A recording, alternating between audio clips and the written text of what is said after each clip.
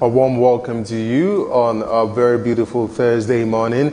I am Olamide Onwuka. This is Superscreen News at 10, broadcasting to you live from Lagos. The Nigerian Police Force has arraigned Senator Dino Melaye before the Magistrates Court in Wuse Zone 2, Abuja, amidst heavy presence of policemen. Melaye was arraigned on charges bordering on his alleged escape from a police vehicle in Abuja on April 24, 2018. The senator, however, pleaded not guilty when the charges were read to him by court officials, prompting the presiding magistrate, Mabel Shegun Bello, to grant him bail in the sum of 90 million naira with 2 sureties and like sum. As part of the bail conditions, the senator was directed by the court to report to Wuse police station every working day of the week. Melaye's lawyer, Nkem Okoro, told journalists that his client has met the bail conditions granted by the court, but the senator was rearrested by the police in the court premises. Before the Senate for the second time in 1 week to explain the police role in curtailing the ongoing killings across the country. You will recall that the Senate had earlier summoned the IGP to appear at the chamber to defend the killings and the detention of Senator Dino Melaye. According to the chairman, Senate Committee on Police Affairs, Abu Ibrahim, who said the Inspector General of Police traveled to Kaduna to assess the security situation and sent a Deputy Inspector General of Police to stand in for his summon. At times like this, we must show maturity and statesmanship. I don't think anybody who has been around enough to observe the practice of our democracy knows that this action cannot be right. We're not a Senate in committee, a Senate in plenary. Under constitutional powers requires the IG to come and give a report on an incident involving a colleague and, more importantly, on the incessant killings that have happened in the country. And he has felt that he is not come, but he wants to dedicate it to a junior to come to appear before us. In my own recollection, since I'm sure those who are here, like the Deputy Senate President, Senator James Manja, I don't think that any IG has ever refused to appear before the Senate since we've been practicing democracy. And I don't think that this has ever happened before. But we must all know these actions are in danger to our democracy. He is doing this, but again, we cannot say it's just to us, because the president told us that he told him to go to Benue. The man refused to go to Benue, and he's still there. The Senate has therefore resolved to direct the Committee on Police Affairs to look into it and report back within a week. In another development, the Senate also condemned attacks on legislators for expressing their views on the floor of the Parliament. This followed the point of order cited by Senator Matthew Orogide, who told the Senate how thugs allegedly attacked him in a state for speaking out about the breaches inherent in the procurement process of 12 Tucano jets by the executive. We must condemn any act of molestation, harassment, attack based on our views in this floor of the legislative houses. The Legislative House Powers and Privileges Act, which is an act that exists, signed by the President and is under Section 3, we have immunity from our views and our proceedings here. So I think that I'll be speaking, I'm sure, on behalf of all of us, to condemn that such an act. It's unfortunate that we have such an act where people are molested, harassed by expressing their views here, and it's unfortunate.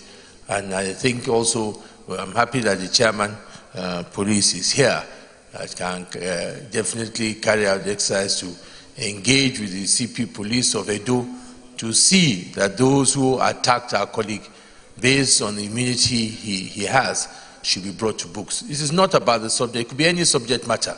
And people should be able to express their views here and enjoy that immunity. And so, Chairman, Senate Control Police, please do that and come back and report back to us on the progress that is made on this area. Thank you. The Independent National Electoral Commission, INEC, has begun assessment of the status of all political parties claiming presence in Anambra State. So far, the Commission has visited offices of 8 political parties in the state, although its findings has not been made public yet. While members of the Commission visited the state headquarters of the People's Democratic Party in Awka, they were received by the state chairman, Ndubuisi Nwobo, and other members of the state working committee. In his address to the PDP officials, head of Department, Elections and Political Party Monitoring of INEC, Ibe, said the exercise is to ascertain the real political parties with adequate presence in the state. In response, state chairman of the PDP, Ndubuisi Nwobo, said the party in Anambra State is intact and ready for the elections with more than enough members in their ranks. The federal government has approved the establishment of an Air Force Ground Training Command in the southeast region of the country.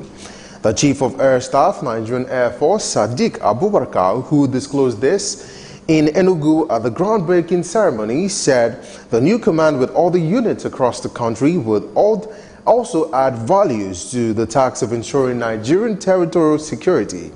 He also said the new command would be given accelerated attention and would have a referral hospital to cater for the health needs of the personnel and host communities. The Niger State Police Command has confirmed the arrest of 11 suspects in the recent capture bloody communal clash in Moko local government area of the state. The State Commissioner of Police, Dibali Akadi, who disclosed this, said a fight between the two brothers from the different communities escalated into communal crisis over a parcel of land, leaving at least one person dead. The police also said the command has deployed 70 policemen to restore peace and normalcy in the communities. Now, report says retired Colonel Sambo Dasuki and 4 others are to be rearraigned on May 16th in a high court in Abuja on 32 amended charges by the Economic and Financial Crimes Commission, EFCC. They were arraigned by the EFCC on the 19-count charges bordering on breach of trust and money laundering to the tune of 13.5 billion naira. At the resumed sitting, EFCC counsel Rotimi Jacobs informed the court that they have amended the charges from 19 to 32 counts. The judge, Hussein Baba Yusuf, accepted the prosecution's amendment and adjourned the case until May 16 for rearrangement.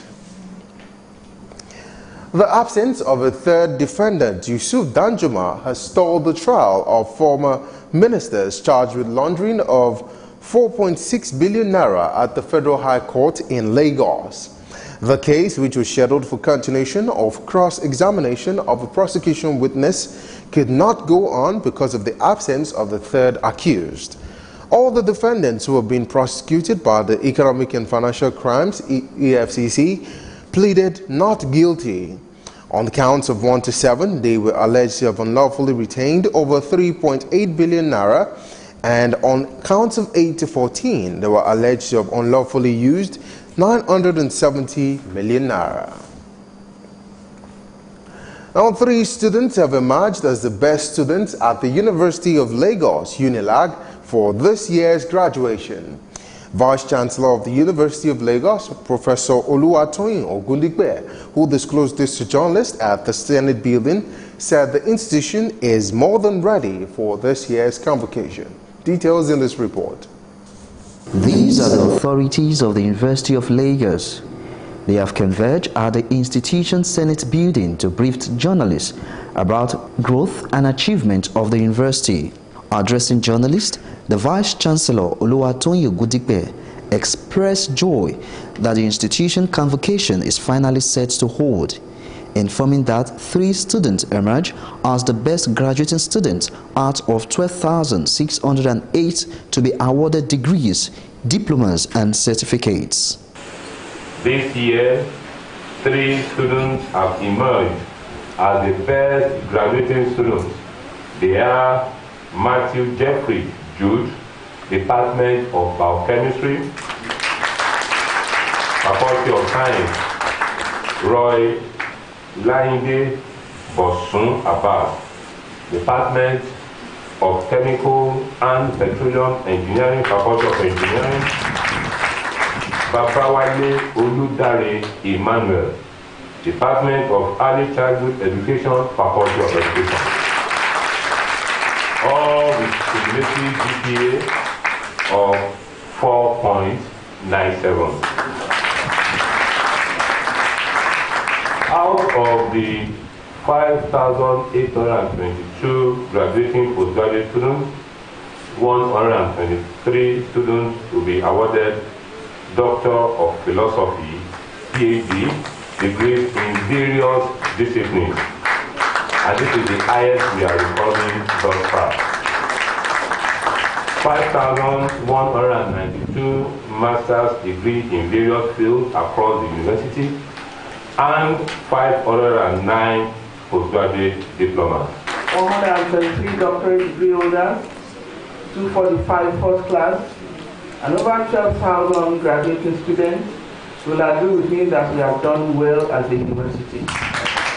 We want to also celebrate our former retired professors, former registrars, former bursars, university librarians, all those who have contributed in the last 50 years plus to making this edifice a pride of place. The VC also expressed its commitment to building the institution to an envious state. We will focus our resources and manpower on the key areas of: 1, for the youth, uncompromised academic standards and excellent research output; for the N, networking globally, strategizing locally, and consolidating nationally; for the I, improving university finances by innovative fundraising activities, infrastructural development, and entrepreneurship orientation; for the L, leadership that is transformational, transparent, and transactional; for the A, accountability in academic, administration, finance, and all university policies; and for the G, greater than the best. The university is also graduating the pioneer set of Chinese language study.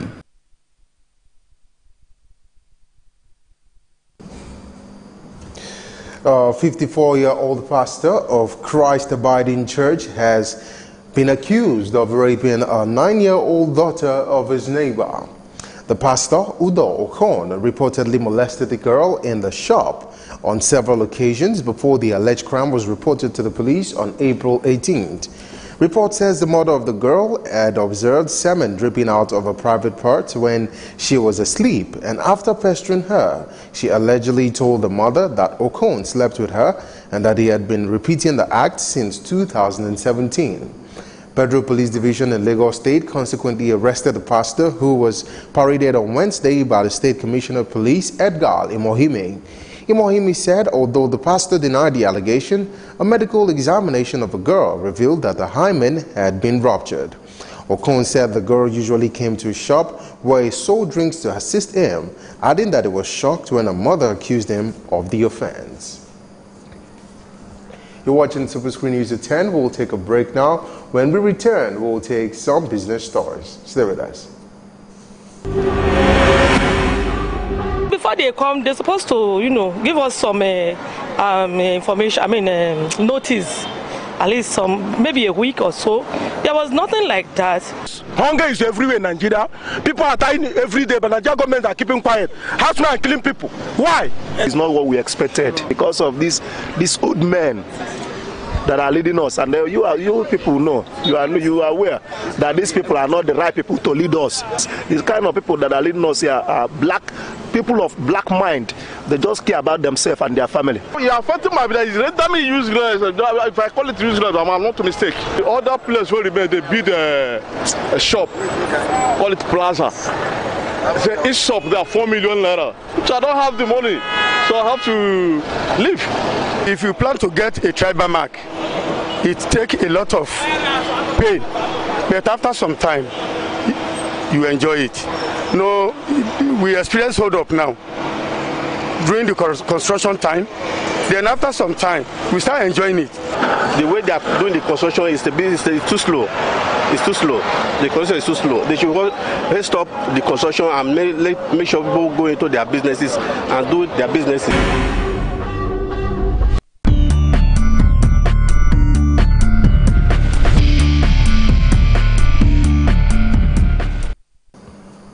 Welcome back, and now for some business news. The Federal Executive Council has approved an additional 80 billion naira for the rehabilitation of Section 2 of the Lagos-Ibadan Expressway from Shagamu to Ibadan.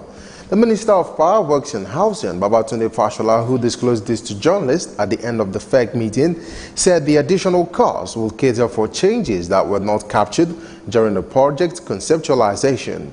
An initial 96.3 billion was approved for the section, and the latest approval brings the cost to 176.5 billion naira, with the minister stating that FEC also approved 18.87 billion naira for the rehabilitation and repair of the third mainland bridge in Lagos State.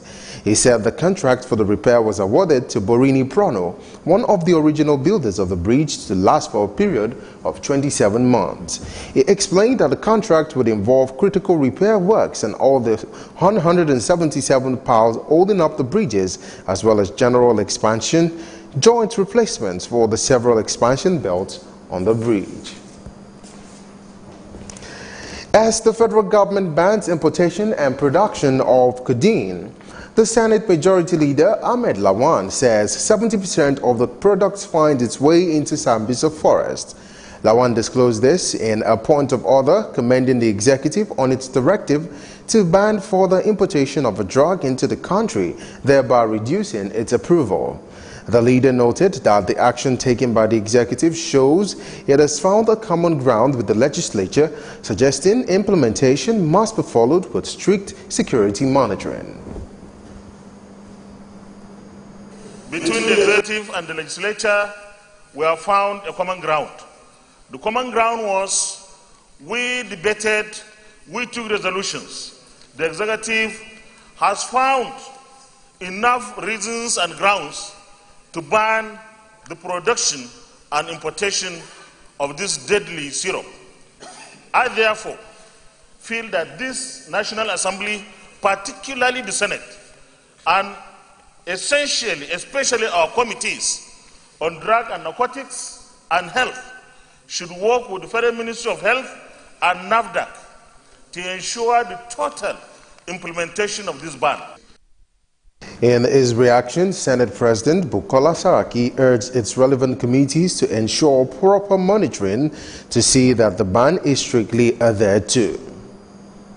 And I think it's a great day, and for those of us who have been advocating for this for a long time, that we must tackle this issue of drug abuse, which is particularly affecting more of our girls and women, and it was a dangerous trend.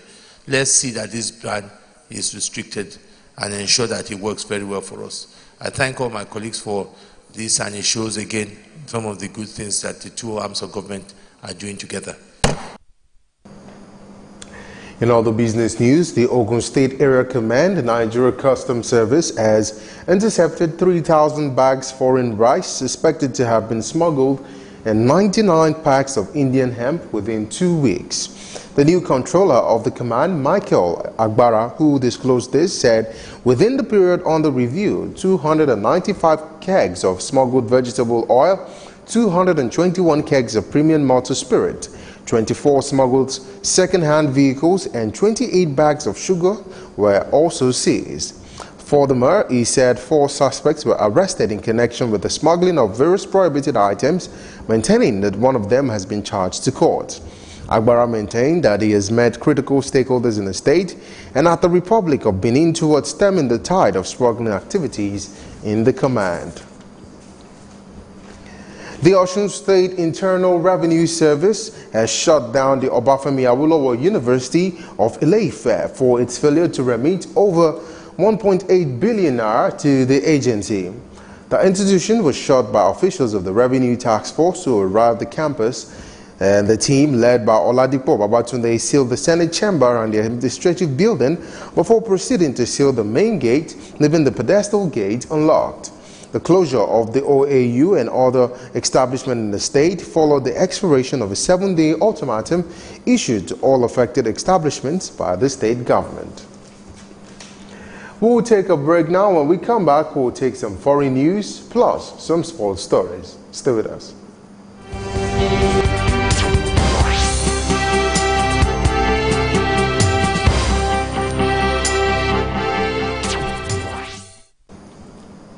Welcome back. If you're just joining us, this is Superscreen News at 10. And now for some foreign stories.